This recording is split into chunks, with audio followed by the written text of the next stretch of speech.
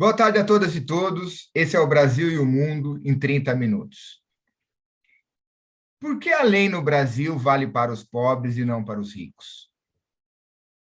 Por que no Brasil os ricos usam ou ignoram as leis quando lhes convém e os pobres geralmente têm medo do sistema judicial? Essas são questões, são problemas estruturais no Brasil e foram determinadas historicamente, mediante o nosso processo de evolução econômica, política e social. Para entender como essas questões foram determinadas historicamente, nada melhor do que conversar com dois historiadores, dois professores doutores em história.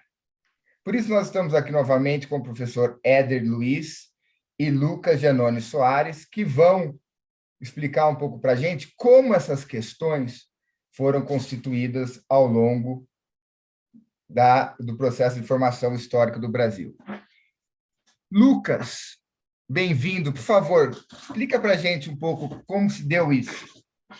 Então, boa tarde a todas e todos. Boa tarde, Daniel. Boa tarde, Éder. Nós vamos discutir isso, né, do ponto de vista histórico, do ponto de vista de como, né, na construção do Estado brasileiro, da formação da nação brasileira, essa separação, né, entre a lei e a sociedade foi profunda desde o começo. E foi pensada para ser assim, né? Ela não foi um acaso. Óbvio, em toda a sociedade, a lei nunca está par e passo, né? Não está no mesmo ritmo da sociedade. A sociedade é muito mais dinâmica que a lei. Mas, no Brasil, chama a atenção, né, nossa e de estrangeiros, a distância, né, entre o conjunto, né, a estrutura legal e o que deveria ser o funcionamento social. E isso está lá atrás, né, já na montagem do nosso Estado e da forma como ele atua em relação à sociedade. Se a gente pegar, né, bem lá para trás, né, e aqui eu estou usando de referência, né, um texto de um professor chamado Luiz Felipe Alencastro, um professor que discutiu muito esses assuntos, né, de escravidão, tráfico negreiro, e ele fez uma fala, um parecer, né, em 2010, para defender as cotas num julgamento sobre a constitucionalidade delas, né, no Supremo Tribunal Federal, defendendo as cotas, obviamente. E ele chama atenção para isso, né, de como, desde o começo, né, foi pensado, né, pelas classes dominantes brasileiras que a lei ela tinha como objetivo, né, garantir os seus privilégios e manter sob controle a população pobre de modo geral e negra em específico. E aqui, óbvio, né, em toda a sociedade burguesa, isso é um certo funcionamento da sociedade burguesa. Mas aqui a escravidão exponencia, aumenta muitas vezes, né, essa cisão. Se você, só para, enfim, dar um pouco de concretude, né, para como funciona essa separação e por que a escravidão e a manutenção dela no país livre, né, é a chave para entender essa cisão, né, e por que os pobres têm medo da lei e as classes dominantes fazem o que querem com ela, né?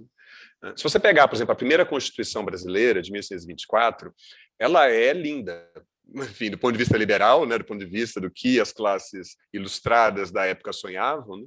Por exemplo, ela abolia a tortura no sistema legal, ordenava que a prisão deveria ser a única forma, com algumas exceções para a pena de morte, que era raramente aplicado, mas, de modo geral, a prisão como único meio de pena e a prisão, inclusive, estava especificado isso no texto, né, deveria ser higiênica, ser adequada e para manter a dignidade humana. Bem, qual é o problema, né? Você tem, quando essa Constituição foi escrita, 1/3 da população era escravo.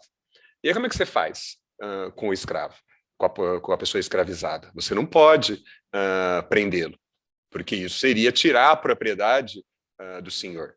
Então, como é que você equaciona, né, o tratamento com dignidade previsto pela lei com o direito à propriedade do senhor? Você mantém o direito à propriedade do senhor. E como é que eles resolvem isso? Em 1831, o primeiro Código Criminal do Império, o primeiro Código Criminal do Brasil, abria a brecha, estabelecia que para pessoas escravizadas, a pena de morte e a tortura podiam ser usadas amplamente, como meio de punição com os escravos. E um pouco mais para frente, em 1835, uma lei ainda mais rígida estabelecia, né, a pena de morte de maneira quase que inescapável para escravos que atentassem contra a vida dos seus senhores ou matassem os seus senhores. Então, já de saída, né, um terço da população está fora do sistema legal. Já está, do sistema legal, digamos assim, que deveria tratar com dignidade os seus cidadãos. Qual que é o problema? Né? Isso o Alencastro chama muita atenção. Né? Ao fazer isso, né, isso não se reduz só aos escravos, às pessoas escravizadas. Isso vai se expandir, na verdade, esse tratamento violento e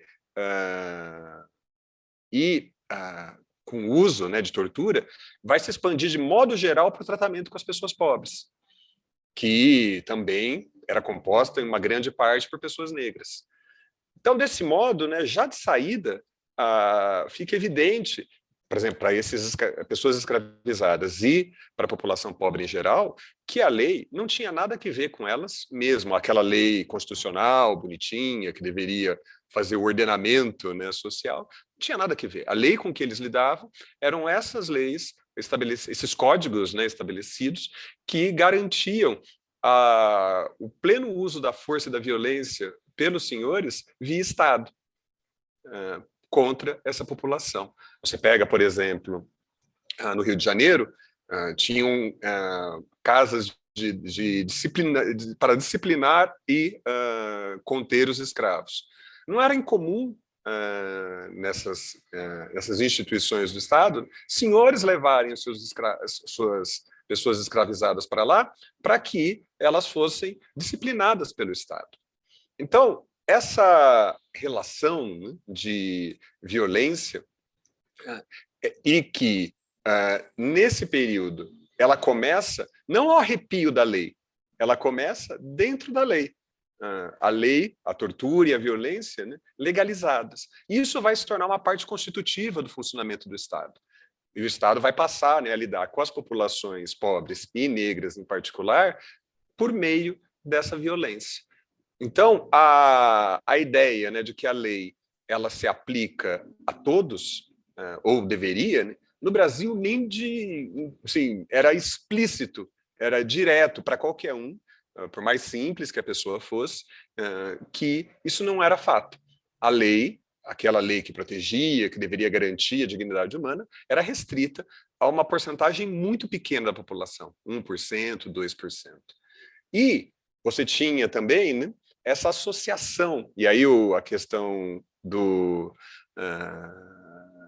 da questão do negro entra de maneira profunda, porque apesar da lei não estabelecer que escravo, que a pessoa escravizada era igual a negro, na prática, essa associação estava incorporada na sociedade.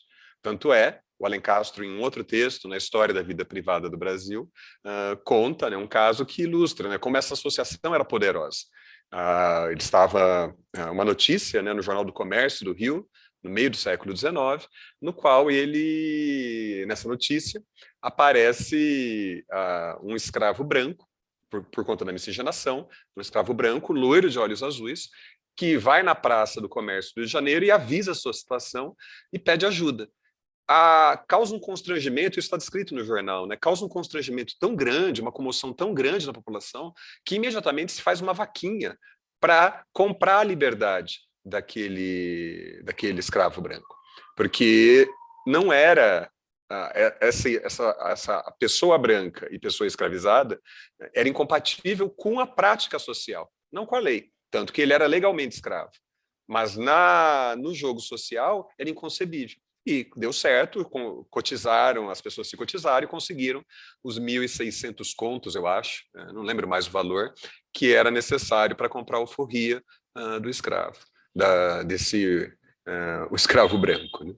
Então, essa dissociação, né, entre o sistema legal e a prática social já estava marcada, já foi embutida, né, dentro do Estado desde o começo. E ela não parou de se desenvolver e se sofisticar ao longo do tempo. Ela não foi em nenhum momento para frente, houve um momento de ruptura em que se pusesse um basta nisso. E depois, enfim, eu tenho um outro comentário para fazer a outro passo, mas aí passo a palavra ao professor Éder para a gente fazer uma conversa aqui mais solta. Antes de passar para o Éder, essa história do escravo branco é uma história impressionante, né? Porque faz a gente remeter a várias coisas, inclusive ao fato das pessoas hoje em dia, quando vem um cachorro na rua, ficam com dó, mas quando vem uma pessoa passando necessidade, ignoram, né? Tem raízes aí.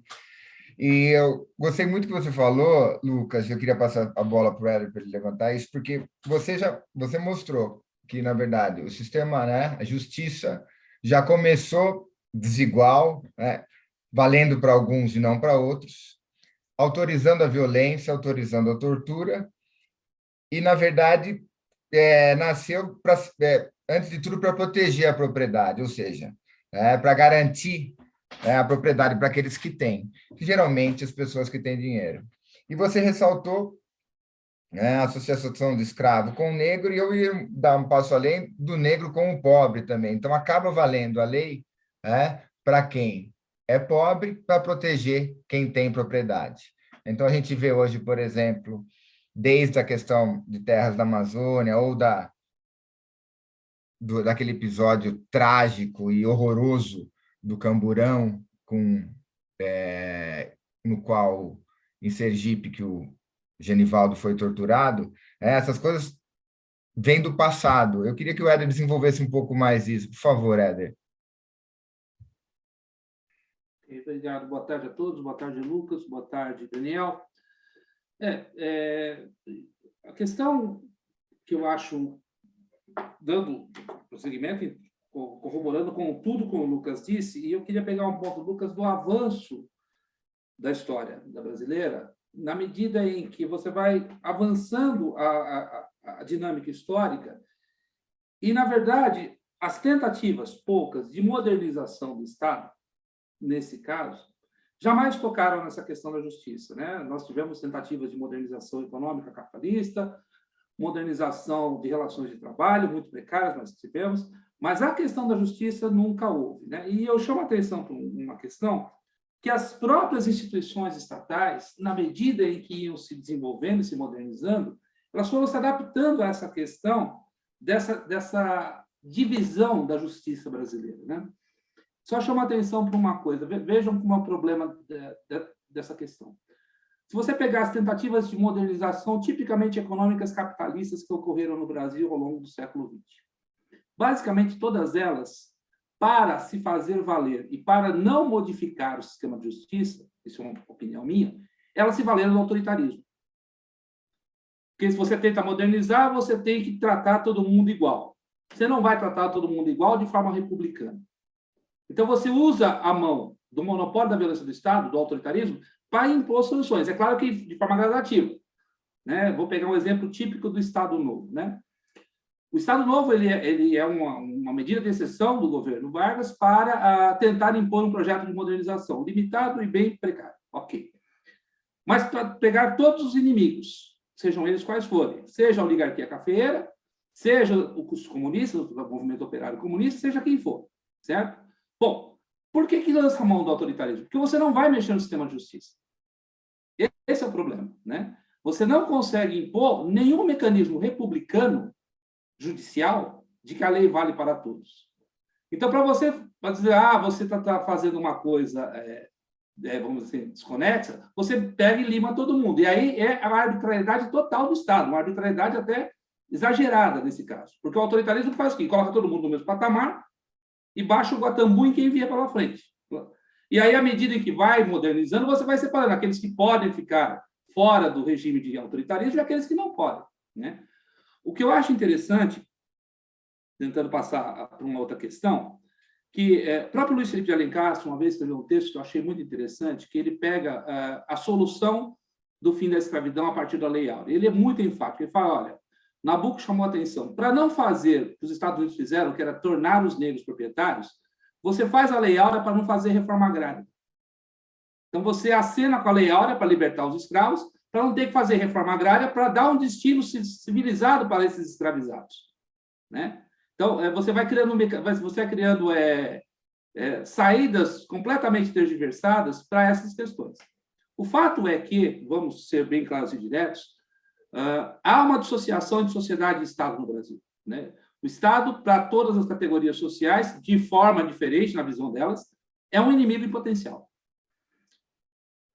Para as classes abastadas, é um inimigo que perturba o seu bem-estar e as suas conquistas, as suas regalias. E para as classes menos abastadas, é como um inimigo repressor que não dá direito à cidadania. Então, o Estado, em última instância, nesse processo, e a culpa é da própria formação do Estado brasileiro, ele surge como um inimigo em potencial, sob qualquer critério. E aí, quando você olha essa instituição como inimiga, você não tem um meio termo, ela é inimiga. Então, tudo que o Estado vai fazer, alguma coisa tem de errado. Por melhor que fosse, se é que eu não acho que ocorreu, mas por melhor que fosse a intenção do governo de plantão, o Estado é sempre visto como inimigo. E isso é uma cisão que no Brasil está consolidada.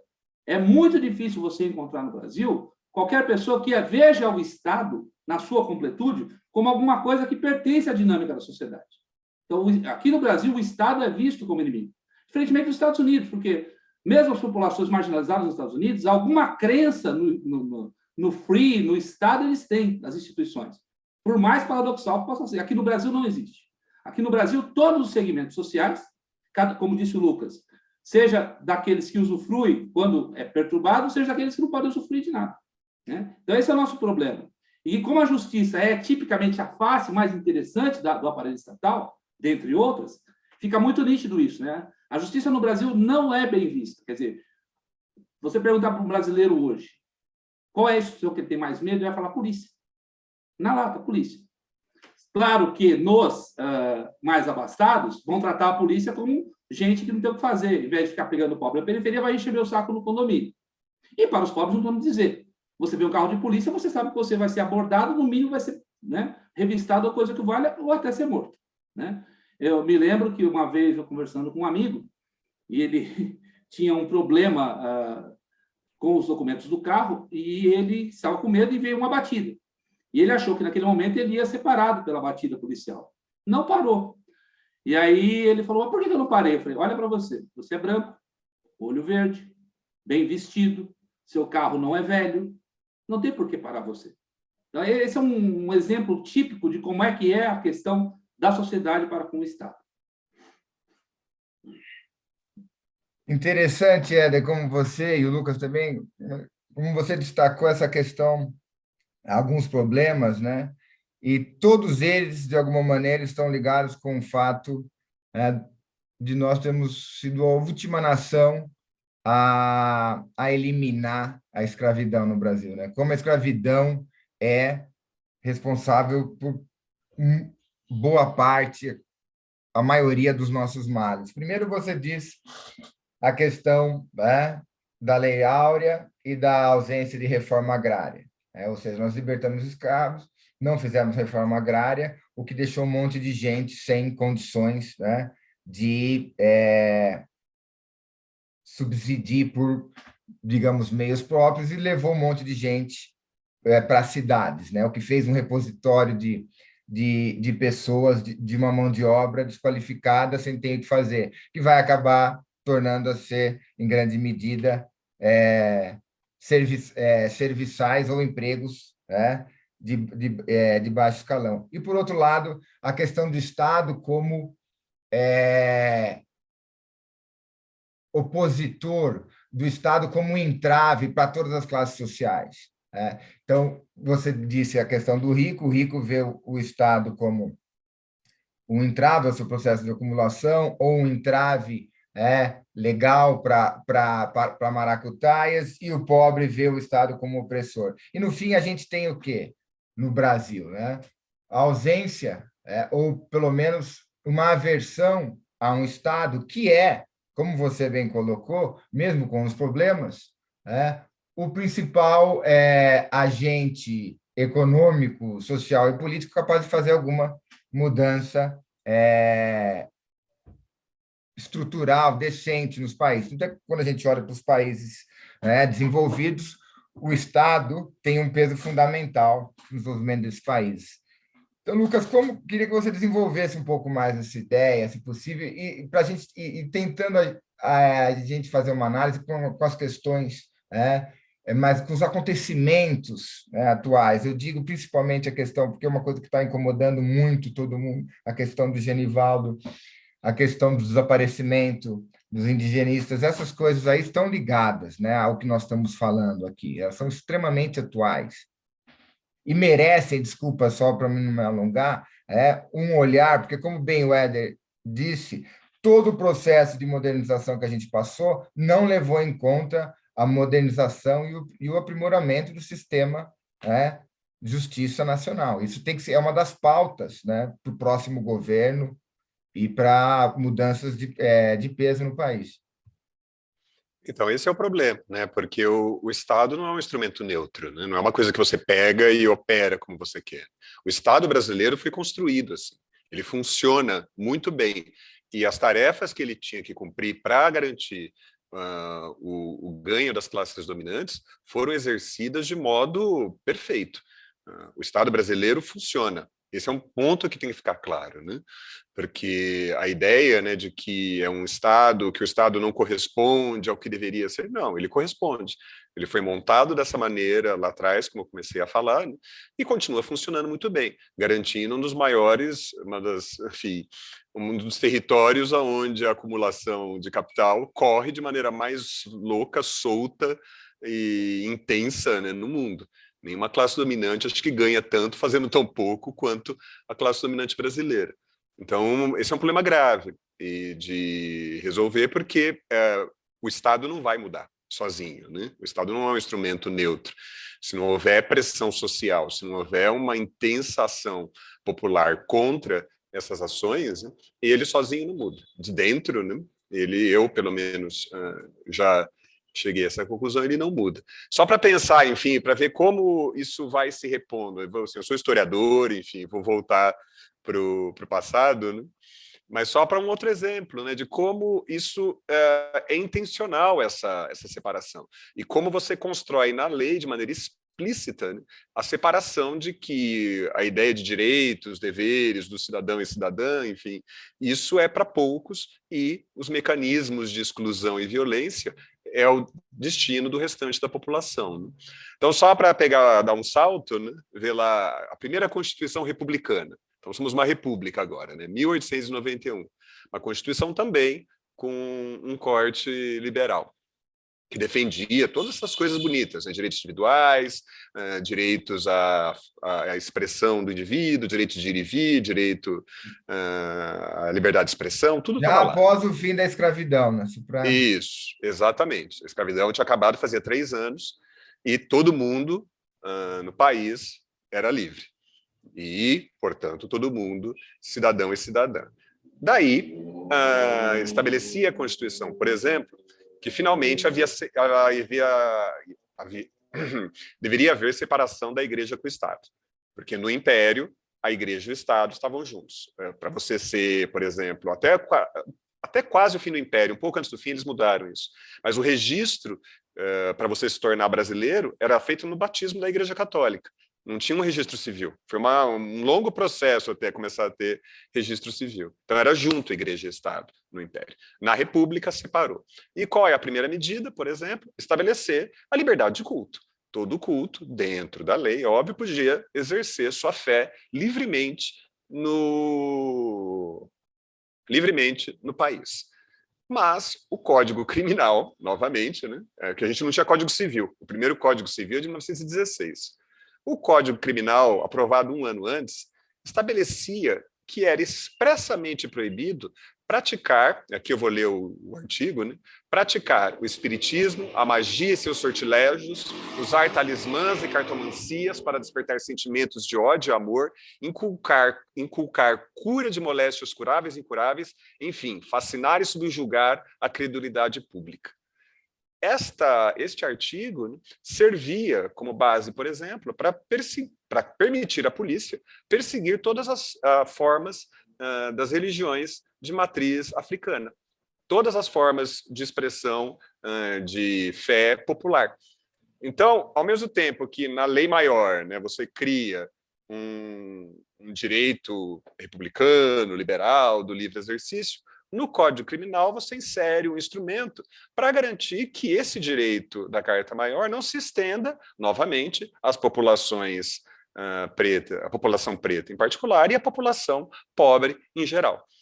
E durante toda a República Velha, até 1940, na verdade, o registro, né, da perseguição legal, entre aspas, aí, né, legal aos cultos e religiões de matriz africana era recorrentes, com violência, porque você garante, né, novamente, né, o exercício da dominação, ele é uma prática de qualquer Estado, né? A garantia, por exemplo, fazer leis que garantam a proteção da propriedade das classes dominantes, isso está nos Estados Unidos, isso está na Europa, enfim, isso não é, por si só não distingue o Estado burguês, né, do Estado brasileiro. Agora, a forma como isso foi feito no Brasil, né, e o que beira, né, o cinismo, que beira a disfarçatez, para não dizer beira não, né, é cinismo e disfarçatez, é impressionante. Porque eles garantem com isso, né, que os mecanismos... E veja, a lei não dizia, não explicitava, né? Ela deixava para os agentes, para os policiais, definirem o que se enquadrava nisso aí. Definir, portanto, o que é uma religião e o que não é. Porque é isso que se trata, né? Porque a Constituição protegia religiões. Então, religião protestante, as formas de religião protestante, o catolicismo, o judaísmo, até o islamismo, enfim. Agora, as religiões de matriz africana, não. E aí, novamente, nessa cisão que o Estado opera e usa isso como um instrumento de dominação, para garantir que você tem instrumentos, dar instrumentos para a polícia, dar instrumentos para o sistema judiciário, exercer o controle da população negra e da população pobre em geral. É incrível esse exemplo que você deu, né? Como essas coisas estão presentes e voltam, né? E infelizmente não é uma surpresa que, por exemplo, terreiros de candomblés, né, são atacados às vezes no Brasil, né, por pessoas que são contra esse tipo de manifestação religiosa. Éder, por favor, comenta. Infelizmente, eu ia pedir para vocês já fazerem as considerações finais, porque o nosso tempo avançou. Eu só queria fazer um pequeno adendo que eu falei, antes, que o pessoal acha que só teve... Excluído o período de 45 e 64, que você não precisou de um regime autoritário de fato, né, na ordem constitucional, é o único momento em que você teve um processo de modernização dentro de um, aspas, ambiente republicano. Eu acho salientar uma outra coisa, como é que eu reflexo disso para a contemporaneidade, né? Um dos problemas fundamentais dessa questão da justiça no Brasil, tem a questão da justiça, mas a questão da concepção da polícia no Brasil, né? O grande delegado Hélio Luz, naquele famoso documentário Notícia de uma Guerra Particular, ele coloca muito bem a questão que acho que tem que ser enfrentada mais cedo do que nunca. A polícia no Brasil ela foi concebida para fazer segurança de Estado e não segurança pública. E isso é um problema. Se você faz uma concepção dentro da ordem estatal de que a polícia faz segurança de Estado, não tem como ela agir de outra forma, porque você vai organizar a polícia, você vai treinar a polícia apenas para fazer segurança de Estado e não segurança pública. E aí você cria uma série de mecanismos que corroboram para essa questão que a gente está discutindo aqui, que é você separar Estado de sociedade, né, de formas diferentes, como o Lucas falou, o Estado não é neutro mesmo, eu concordo plenamente, o Estado não é neutro, né? Aliás, como diz o Max Weber, no seu clássico Política como Vocação, ele faz uma adaptação do conceito de luta de classes do Marx. O Max Weber fala que luta de classes, na concepção do Weber, é luta pelo controle do aparelho do Estado, porque a classe que tem o controle do aparelho do Estado vai usar o Estado em sua própria causa, né? E esse é o caso específico do Brasil, né? Na medida que você perde o embate, a luta de classes pelo controle do aparelho do Estado, quem está fora vai ser... o grupo social que estiver fora desse controle vai sofrer as consequências. Não há a menor dúvida disso.